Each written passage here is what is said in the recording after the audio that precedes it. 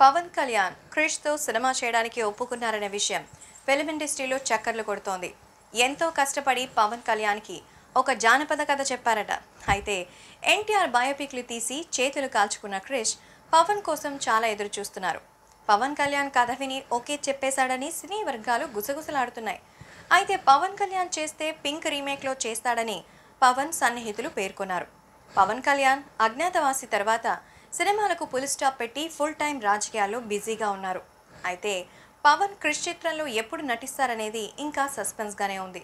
Pink చిత్రం court సీన్స్తో ఉంటుంది. Pawan Kalyan fights, dance, action కోసం పెద్దగా కష్టపడాల్సిన అవసరం లేదు. అదే క్రిష్ చిత్రంలో అయితే గుర్రమెక్కే సీన్స్తో పాటు యాక్షన్, ఫైట్ సీన్స్ ఉంటాయి. క్రిష్ చాలా తొందరగా సినిమాలు పూర్తి చేస్తాడని అందరికీ తెలుసు.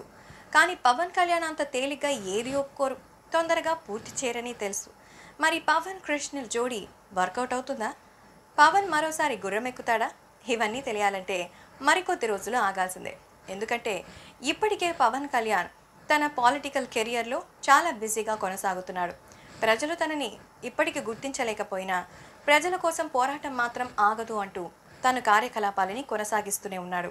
ప్రభుత్వం కావచ్చు, విపక్షాలు కావచ్చు, వారితో పోరాటాలు చేసి ప్రజలకు న్యాయం జరిగేలా చూస్తానని, భవిష్యత్తులో జనసేనపై ప్రజలకు నమ్మకం కలిగిస్తానని తన జర్నీని పొలిటికల్ వైపే కొనసాగిస్తున్నారు.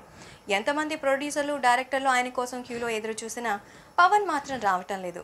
కానీ అభిమానులు మాత్రం ఆయన పొలిటికల్గా కంటే సినిమాలో చూడడానికి ఎక్కువ ఇష్టపడుతున్నారు. ఈ తరుణంలో పవన్ క్రిష్ సినిమాకు ఓకే చెప్తారా? Let's wait and see.